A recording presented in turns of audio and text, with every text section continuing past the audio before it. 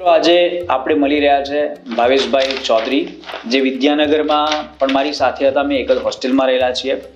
અને જેવી રીતના મેં તમને વાત કરી કે હું પન્નાલાલ પટેલનો ખૂબ જ મોટો ચાહક છું. હા, મારી લિમિટેશન એ છે કે મેં બહુ વધારે વાંચ્યું નથી. મેં ખાલી મળેલા જીવ અને માનવીની ભવાઈ એનાથી આગળ વધારે હું બહુ જાણતો નથી. એટલે મને એવું થયું કે હાલને પન્નાલાલ પટેલ વિશે વધારે જાણીએ, અને એમના વિશે વધારે જાણવા માટે મને એવું લાગ્યું કે ભાવેશભાઈથી ઉત્તમ વ્યક્તિ મને કોઈ ન મળે. કારણ કે એક તો મારા મિત્ર અને પોતે પાછા આ જ ધરતીના, પન્નાલાલની પટેલની ધરતીના જ, અને પાછા એમના સમાજના. એટલે આપણે આજે જાણીએ એકચ્યુઅલી પન્નાલાલ પટેલ કોણ અને પન્નાલાલ પટેલ સાહિત્યિક જગતમાં કેવી રીતના આવ્યા અને લેખક કેવી રીતના બન્યા. તો ભાવેશભાઈ, અમને ટૂંકો પરિચય અને એ લેખક કેવી રીતના બન્યા એની વાત તમે અમને કરો. Thank you Prakashbhai. ગુજરાતી સાહિત્યમાં કહેવાય છે કે પન્નાલાલનું આગમન એ ગુજરાતી સાહિત્યમાં એક વિશિષ્ટ ઘટના કહી શકાય.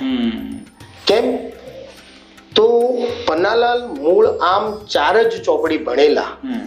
7મી મે 1912 એમનો જન્મ. પણ એમના પિતા જે નાનશા હતા એ એક જમાનામાં એ વિસ્તારના ખૂબ મોટા ભગત તરીકે ઓળખાતા. અને ભગત હોવાના કારણે ગામમાં ભજન મંડળીઓ કરતા, રામાયણ અને ભાગવતના પાઠ કરતા. એટલે મૂળ બાળપણથી જ પન્નાલાલને આ ભક્તિ અને સંસ્કાર વારસામાં મળેલા. એટલે પન્નાલાલે એમનું બાળપણનું શિક્ષણ નાનપણની જે પ્રાથમિક શાળા આપણી કે જે આજની આંગણવાડી કહીએ કે નંદગર કહીએ, તો એ ગામમાં ગબાગોરની શાળામાં એ ભણેલા. અને ગબાગોરની શાળા બંધ થતા પછી અમારા એ વિસ્તારમાં મેઘરજ નામનું એક ગુજરાતનું પ્રથમ તાલુકો જે કહેવાય, પન્નાલાલ આમ મૂળ માંડલીના, કે જે રાજસ્થાનના છેવાડે આવેલું ગુજરાતને સરહદને અડીને પહેલું જ ગામ માંડલી એ ત્યોના વતની. પણ માંડલી, જેઠોલા અને ભેસલા આમ અમારા મૂળ 3 ગામ છે સમાજના. પણ એનો છેડો સાંસ્કૃતિક કે સાહિત્યિક કે પછી સામાજિક બધો જ છેડો એને ગુજરાતને અડે છે. એટલે ગુજરાત સાથે અમારો સગા વ્યવહાર બધું જ ગુજરાતના નજીક અને ગુજરાતની નિકટ અને ગુજરાતના ગામડાઓ અમારા હોવાથી મેઘરજ ભણવા ગયેલા. ત્યાં એમને રામજી મંદિર કરીને એક ત્યાં ધર્મશાળા છે, ત્યાં એમને ભણાવવામાં આવેલા. તો એ સમયે પન્નાલાલને સાથે ધર્મશાળામાં એવી ઘટના બની કે ત્યાં એ વખતે ઈડરના મહારાજા, એ સમયે સ્ટેટ હતું, અમારે ઈડર સ્ટેટ લાગતું હતું. તો ત્યાં એક મહારાજા ઈડરના આવેલા. અને જ્યારે ત્યાં બાળકો પાસે સંગીત સ્પર્ધા કરાવવામાં આવી તો પન્નાલાલે ત્યાં એક સરસ મજાનું ગીત લલકાર્યું. તો એ રાજાને બાળક પસંદ આવી ગયો. અને પછી એ ત્યાંના જે શિક્ષણ કાર્ય સંભાળતા શિક્ષક હતા એમને કહ્યું કે ચલો આ બાળકને તમે અમારી સાથે ઈડર ભણવા માટે, ટાબરકો ઈડર બેઠો જાય. તો એને પછી ત્યાંથી ઈડર લઈ જવામાં આવે છે.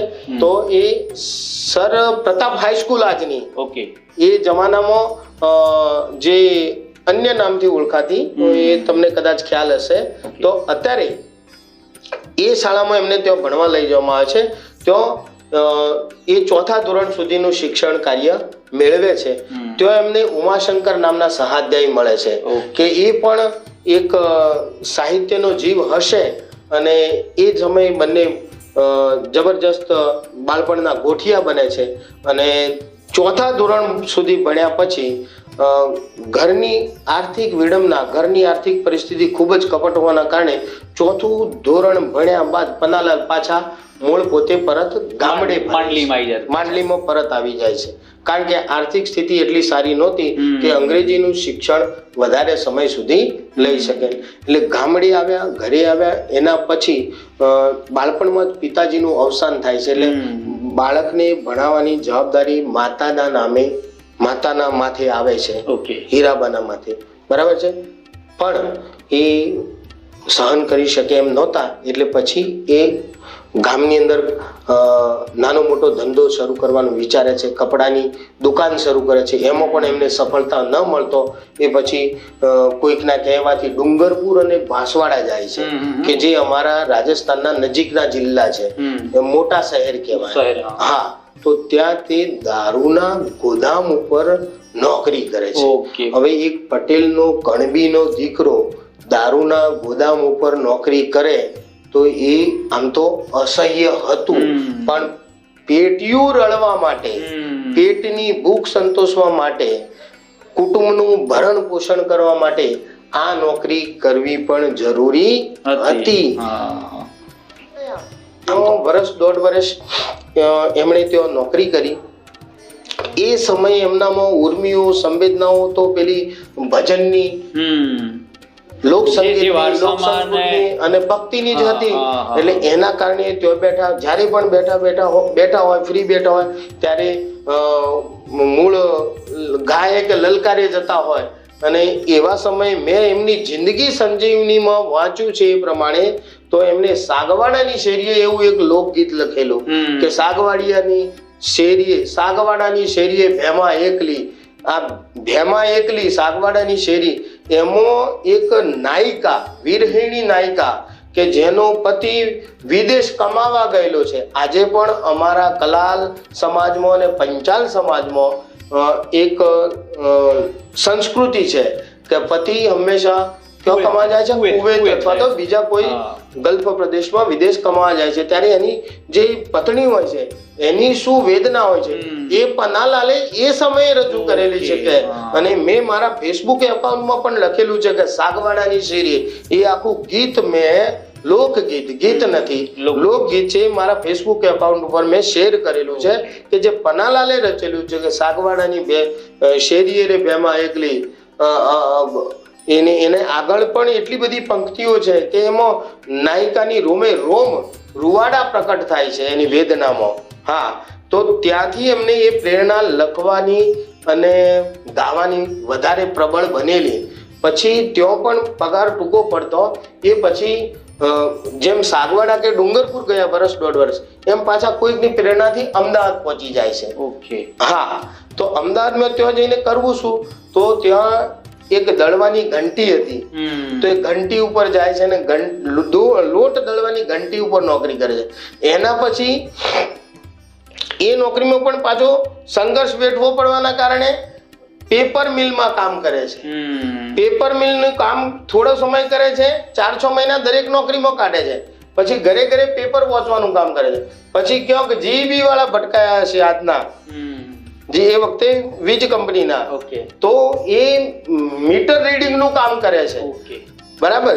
તો આવી કેટલાય ક્ષેત્રમાં કામ કરે. કેટલાય ક્ષેત્રોમાં મને એવું લાગે છે એમની જે અવલોકન, સૂક્ષ્મ અવલોકન કરવાની શક્તિનો વિકાસ પહેલાથી થઈ ગયો હતો. યસ.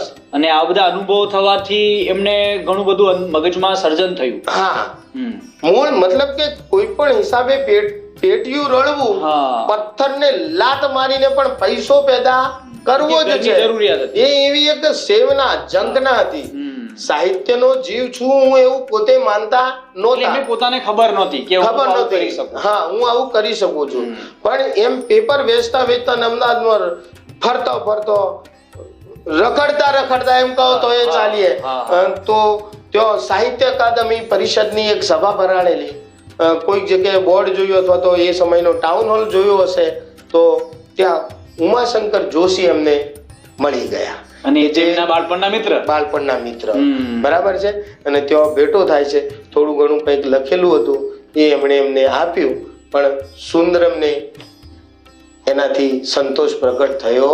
લગભગ કવિતા લખીને આપી હતી. યસ, કવિતા લખી. અને પન્નાલાલના મુખે જ મેં સાંભળ્યું છે ઇન્ટરવ્યુમાં કે મને છંદ અને અલંકાર આવડે નહીં, એટલે એમાં મને બહુ સફળતા મળી નહીં. હા, પછી હું એવું માનું છું કે ભાષા એ ભાષા કે મેં ટૂંકી વાર્તાઓ લખી અને સુંદરમને ગમી.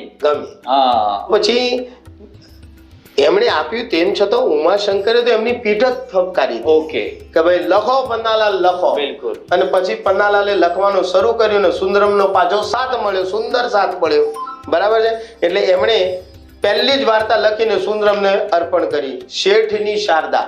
શેઠની શારદા. શેઠાણી. હા, કે પછી અહીંયા ક્યાંક નોકરી કરતો હતો? ના ના ના ના, ત્યાં ના. અમદાવાદ. હા, એ સસ્પેન્સ હું તમને નહીં કહું, હા. કારણ કે એના માટે તમારે વાંચવું જ રહે. Okay. બરાબર. હા. તો આ એમને ખૂબ ગમી અને એ સમયે ફૂલછાપમાં એને પ્રકાશિત કરવામાં આવી. અને પછી તો એ બધાયની નજરમાં આવ્યા. રાષ્ટ્રીય શાયર ઝવેરચંદ જે મેઘાણીજી બી એમને એ પ્રશંસા પામ્યા. અને પછી તો આદેશ થયો ઉમાશંકર જોશીનો, એટલે પન્નાલાલે લખવાનું શરૂ કર્યું અને પ્રથમ જ નવલકથા એમણે વળામણા લખી નાખી. ઓકે. વળામણા એટલે બહુ ગુજરાતી સાહિત્યમાં એક નયા યુગનો આરંભ કહેવાય નવલકથામાં. યસ, એને એની 11 પાનાની તો પ્રસ્તાવના રાષ્ટ્રીય શાયર ઝવેરચંદ મેઘાણીએ, તમે વિચાર કરો પ્રકાશ કુમાર, કે 11 પાનાની જેની પ્રસ્તાવના હોય અને પાછા ઝવેરચંદ મેઘાણી લખે. એ ઝવેરચંદ મેઘાણી પ્રસ્તાવના 11 પાનાની લખતા હોય તો એ કેવી નવલકથા હશે. એમાં પન્નાલાલને તો એમણે બિરુદ પણ આપ્યા, 2 બિરુદ આપ્યા. ધરતીનું ધાવણ, તો પન્નો એટલે કોણ? ધરતીનું ધાવણ, માનું ધાવણ નહીં, ધરતીનું ધાવણ. અને બીજું કુંવારી કલમ.